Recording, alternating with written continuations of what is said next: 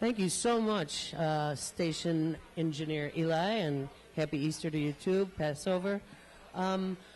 We have a tremendous bunch of guests coming up, and it's continuing in our March Madness theme of basketball, and we're pretty excited about the Bulls game this week. Was very exciting that we watched. That was a terrific game, and I got to confess, I do love watching the Chicago Bulls. And I'm going to love watching the White Sox start. Why don't you introduce who we've got up here, since you've got your notes in front of you? This all started with our neighbor, James Bap-teest, who has a new business. He's called the Giant Painter. He says he doesn't need a ladder, because how tall are you? That's right, 7'2".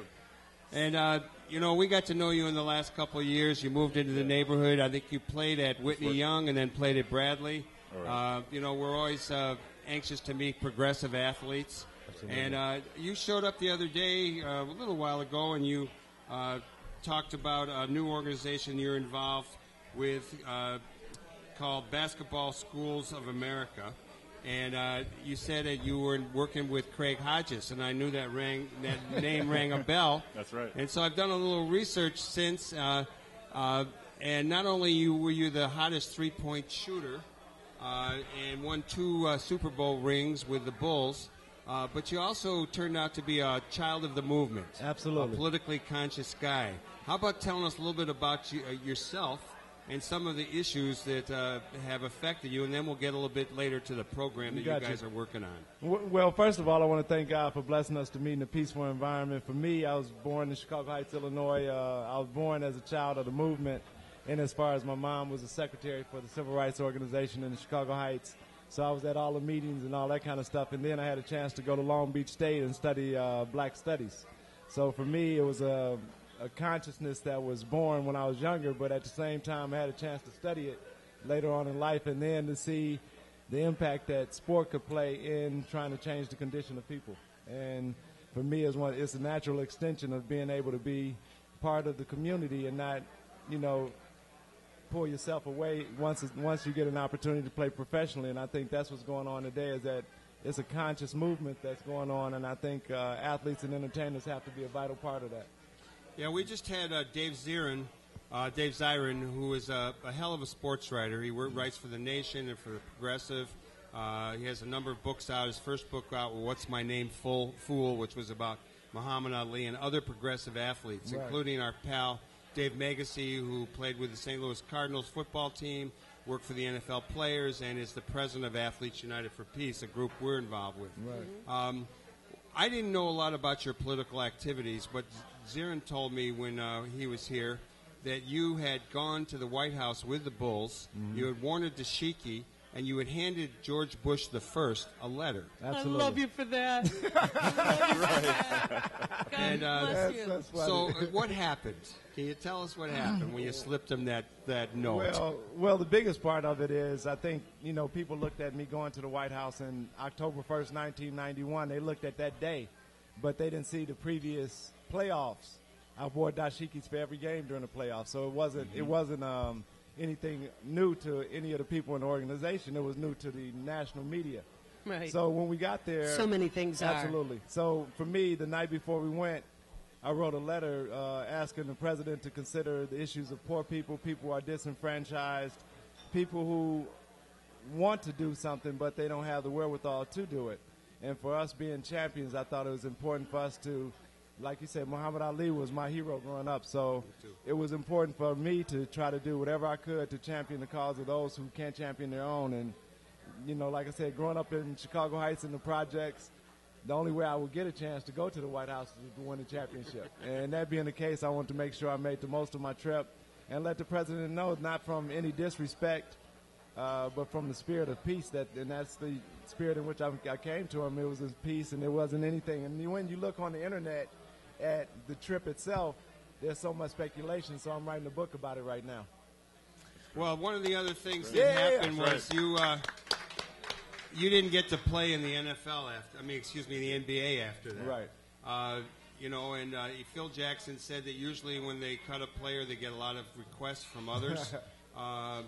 someone from the team actually told you that the Bulls were concerned that you were challenging other athletes to speak out more. Right. Any take on that? You want to share a Well, little the main on thing, that? I think, the biggest part is when we were winning championships, it was the bastion of the Michael Be Like Mike campaign. So a lot of people took when I was saying that athletes and entertainers need to be a little more conscious and do and give a little bit more, because to whom much is given, much is required. So that being the case, I think we have a little more of an opportunity to do more.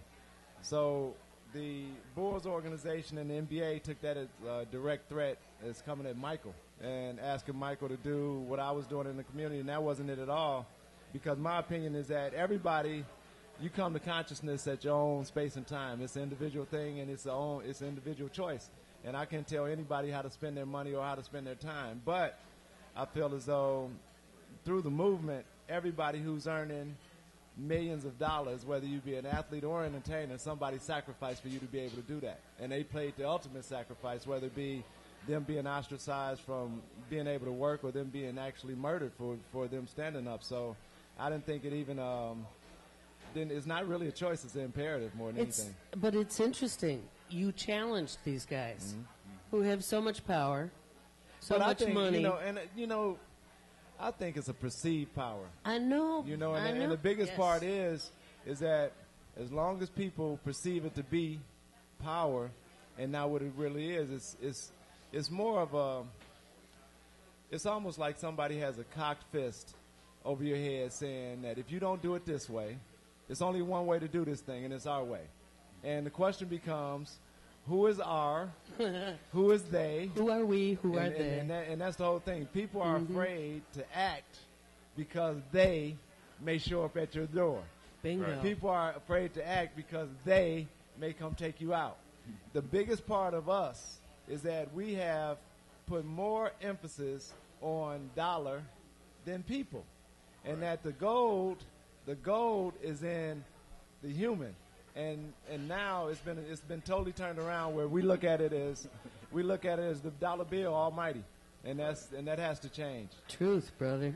Let me Yeah, follow yeah. this up Yeah, a little yeah. bit with what's your take on younger players, not only NBA, colleges, in other sports? Are there do you sense that there are more folks who are coming along who are willing to speak out, take a stand, whether it be around Trayvon Martin or issues of immigration? Yeah, I think it's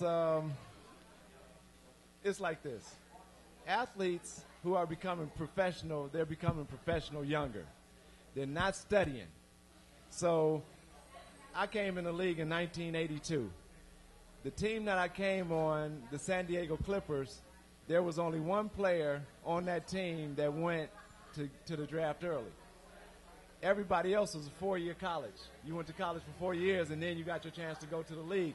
So whether or not you were actually a diligent student, you caught some of it by osmosis. You know what I'm saying? that you had a certain, that I want to get educated to We some love degree. osmosis. But where we are right now is a mindset that I can get paid by being a great athlete and not know nothing.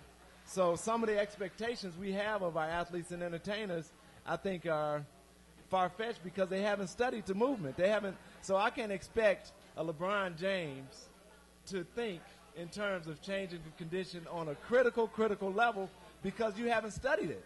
So a lot of times we're expecting things from a certain angle where, like on the street, we ask young people to do better, but how can they do better when they don't know better? Right. What have we taught them to be able to do better? So our expectations of them are a bit ludicrous when we're not thinking and teaching them anything. So Ow. a lot of the stuff that's going on today, I say it's our fault with our championships in 1991 and 92 when we had an opportunity to blanket the city with both Amen. information and safety, and we didn't take the chance to do it. We took more of a seat of saying, I have an opportunity to get more endorsements. I have an opportunity to get more money on my contract, but I'm not taking this 4 or 5 months after we won a championship to do grassroots work in the community and let people utilize the championship that we just won to do great things. Greg, let me ask you a straight-up basketball question. Yes. One of the fans of the show wanted me to know your take. I mean, I myself and I know others around have sometimes been critical of Michael Jordan for not taking a position, though we certainly love his basketball. Absolutely. And I just want to know what it was like playing with him and the kind of pressure he put on the other guys that led to, I think, or teamwork. So tell us about Michael, the good side. I think the for me, I've never played Sidney Moncrief, who I played with the Milwaukee Bucks, was close to being that competitive. But I've never seen anyone as competitive as Michael, as willing to do the dirty work as Michael. So it wasn't a matter of him asking you as a player to do something that he's not willing to do. Right. So you have some players who say, hey, man, you set the picks for me. You dive on the floor at the loose ball and give it to me. No, he was the mindset that I played with Michael for 3.5 seasons. We ran suicide sprints. Michael never lost one suicide. You feel me? And there would be times when we knew we would go to Phil and say, Phil, we got suicides today. He's like, yeah, y'all got suicide. I would go to BJ. BJ. I love BJ. We got three suicides today. You go out hard the first one. All right? I got him the second one. Pip, somebody's going to get him today. Never happened. Never happened. And I think that's the part that, you know, it not only so he earned your respect. It not only fostered energy, but it also made everybody else around him work just that much harder. And I think our practices were so intense that games were easy. Your take quickly on the Bulls today. Well, it's I hate the fact of what's going on with Derrick Rose, in as far as it becoming somewhat of a circus. I think it would be better service for the organization if they're going to shut it down now, and let everyone just concentrate on him getting better for next season and coming back next season and being the all-star that he's capable of being and the MVP that he's capable of being. Right now, if he comes back right now, it's going to be kind of tough. Yeah. It's going to be tough on him because the expectations are going to be through the roof. Right. And I think the biggest part that I don't want to see. Plus, that team's playing together good. Yeah, and they're playing well right now. You have a good energy going. Right. 2 o'clock today, they're playing Dallas. Yeah, right. And it's one of those things where when you break the streak that you broke, right. I think that's a great thing, and it's great for the group that you have playing right now. And if he's not ready to come back, don't come back until you're absolutely sure that you're ready. You're listening to the Live from the Heartland show on WLUW 88.7, Chicago Sound Alliance. We're here every Saturday morning. And you can find these shows up on youtube.com/Heartland Media. We're talking with Craig Hodges, former three-point shooting star of the Bulls. And we also are here with James Bap-teest. And, James, let's switch over to you for a minute. Give us a little bit of your own history, whatever you want to tell us about yourself. You're our neighbor. You're the 7'2" painter who does not need a ladder. Hey, you know, it's funny. He came by the house, and we had a ceiling fan.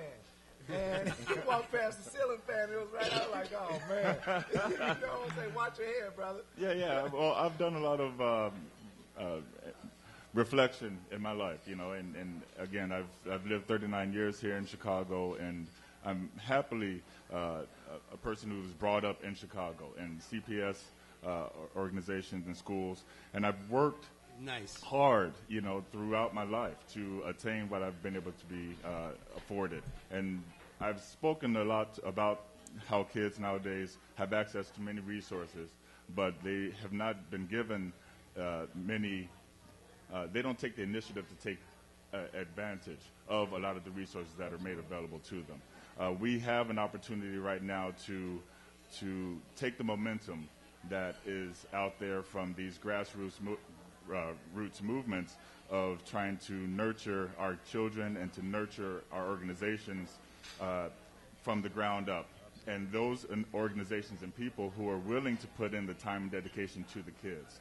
I did not have instructors who were out there to teach a 7-footer how to play basketball as a 7-footer. Right. But I have right now the ability to go out there after playing in high school, playing in college, and playing afterwards, and coaching at the semi-pro level to coach kids and to try to teach them on how, you know, to best utilize their bodies. Not to try to be the next Michael Jordan, but to utilize your body and your skill in the best way for you.